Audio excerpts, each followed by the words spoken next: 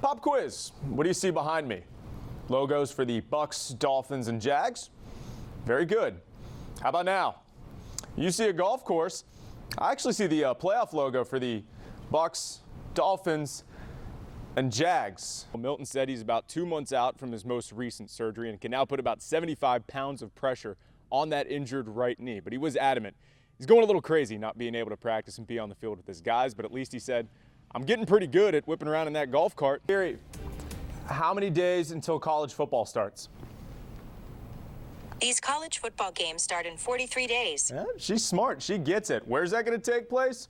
Right down the road. You had a mental block for a while at the free throw line. You have come out and said that. When you see someone like Markelle Fultz, who is going through his struggles and trying to get back, but a lot of it is mental, what's your advice to someone like that? This is my own opinion now. There's nothing wrong with his game. Game 3 proved it, Game 4 confirmed it, because if you can't beat this Raptors team when Kawhi Leonard struggles, you're certainly not going to beat them when he's at his best. He was at his best in Game 4. Well, not totally CrossFit 24/7. 1 hour, 1 day a week. Things around here, they tend to get a little more powerful. There it is. Luke, what I think you're really here to ask me about. You buried the lead on this one, but I'll let it slide. Yeah, is Rihanna. Yeah. Now he's figured out the back eight perfectly. His strikers, though, that's kind of the real mystery when you look at this. Usual suspects, Chris Mueller, Tesho Akindele, and Nani. Then things get a little weird. You got to add in Dom Dwyer, and then who can forget Sasha Kljestan every now and then? He jumps in. That's when the case just goes off the rails completely. Every photo in each family album holds a different memory for Vicky Knight. He was just the most full of life toddler. Over the years, the pictures of her son, John Michael, have changed. The memories have not. This was his third birthday. He was a big Thomas the Tank Engine fan, so it was a Thomas birthday party. Eventually, he'd trade the train tracks for the lax. He picked up a stick when he was 9. Honestly, he just spent hours in our yard, just shooting and practicing, and then he decided he wanted to be the face-off guy. He was more than that. At Trinity Prep in Winter Park, he developed into one of the state's top prospects. November 2015, John Michael signed with Division I Mercer University. What I envisioned was just, going and visiting, going to games, sitting in the stands, being the proud mom. I just felt like it was all falling into place. Unknown to them, this would be the lasting image of John Michael Knight's old life. He woke up, came down, had breakfast as normal, said goodbye, walked out the door. I took his little brother to school. Then I got the text saying, I don't feel well, something's not right. He was visibly upset. So we went straight to the emergency room. December 14th, 2015, John Michael entered a local hospital with symptoms of vertigo. All of a sudden, he's just really not able to form words and just shaking uncontrollably. They took us right to the ICU, and then from then it just kind of went down. And it took them, 3 days to figure out what happened. John Michael suffered a brain stem stroke. Within days, he was diagnosed with locked-in syndrome. His entire body was paralyzed except for his eyes. Doctors have described it as being buried alive. You're just in shock and you collapse and you don't even know which way's up. Less than 1% of stroke victims become locked in. The chances of a full recovery are extremely rare. To me, in my heart, I thought, okay, well, first of all, you don't know my son. He's not going to settle for this. 3, 2, 1. Leaning forward there. The weight's coming down, assisting at his hips. Swinging your trunk forward. He's pushing off the bar. And just trying to relax up at the top. From the minute he gets in here, it's go time. 3.5 years later, John Michael's comeback continues. 5 days a week, he goes through intense rehab. When he first came to us, he was completely nonverbal and had a very limited function. We go 3, 2, 1, up. His neck control, head control has come so far. It's just been neat to see the progress over the past 3 years. Oh, man. When he gets home, the work doesn't stop. A daily, hour-long session with a speech pathologist follows. He's 100% intelligible. There's a couple words that we might not get, but he works so hard. He's probably one of the hardest working patients I've ever had. There is plenty of space left in the family album. Vicky Knight has a clear vision of the next photo. People we don't even know have reached out to me and said, I had a vivid dream about your son and I talking, or him standing, or him walking, and I do believe it's coming. Absolutely. There's not a shadow of a doubt. And that photo is the picture of inspiration.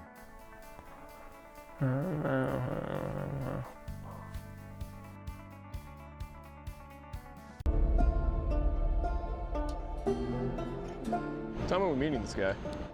High noon, on the dot. What's his name? I don't know. I got a text this morning that said, meet me outside the stadium, ... the stare down kid.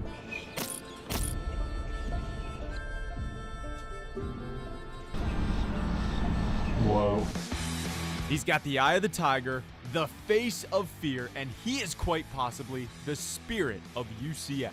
Oh, you're the stare kid. You're the guy with the face. The man with the stone-cold face is UCF freshman Anthony Allen, better known as the stare-down kid. So the camera guy, he was looking for people for the dance cam, I think it was, and then I'm like, I'm just gonna stare at him. So I'm like staring, and then he says, wait a second, I'll put you on. And from there, the legend grew. Anthony's signature stare has captured the heart of Knight Nation, but the execution is a total team effort. Since he can't look at the Jumbotron, I kind of have to make sure that he's on there so that way he can know when to do certain things. I said, no, just got focused, you got to stare into the camera. UCF now has Stare Down Kid sensation. Fans have created t-shirts, fatheads, and even tube socks with Anthony's blue steel look.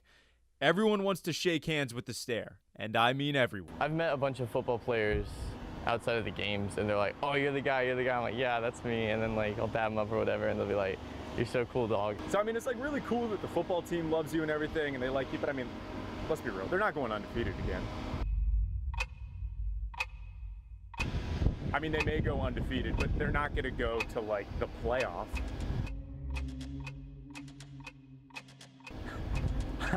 I mean, okay, they may go to the playoff, but it's not like they're gonna win the whole thing, right?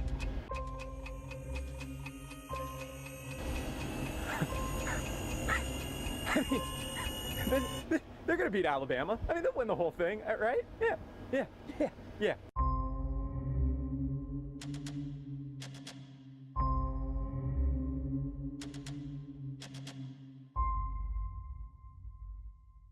Spectrum Sports 360, driven by your Central Florida Honda dealers. He gets the football and a quick toss, breaks a tackle, and it's going to be a touchdown for the Bucs. Keep doing that. Jameis and the Bucs striking quick in the bird. While you might not see that again out of 3 for at least another month. New goal for Orlando City, but no more U.S. Open Cup. While a loss to Atlanta actually paints a clearer picture from here on out. Plus, Benji Michel is OCSC's newest rookie sensation. How'd it come to be like that? He's literally guiding me through life, and to this day, he's still guiding me.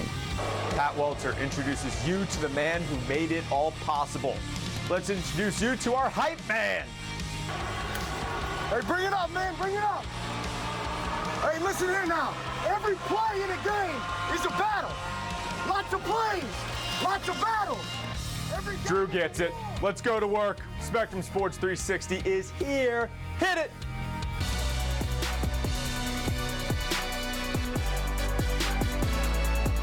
What did we all learn from our first night of preseason football? Apparently Baker Mayfield is already your MVP. Dwayne Haskins should have stayed in college, and the Giants under the direction of Daniel Jones are back. All that fact or just Twitter overreacting? See, Bruce Arians doesn't need 280 characters or a funny gif. The man's as honest as the day is long. Ask what he wants to see from the Bucs in their first preseason game. Simple. Win.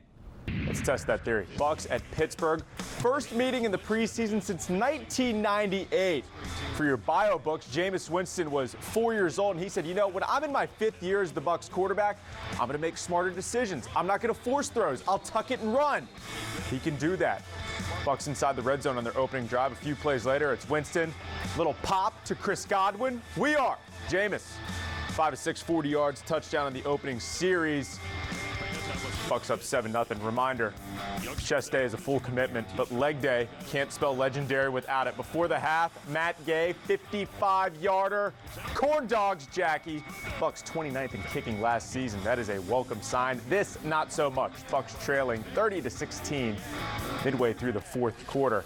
First team offense, though, this is the important thing. 12 plays, 81 yards, took 6.5 minutes off the clock, and it resulted in a touchdown. Here's how it shapes up the rest of the preseason for the Bucks.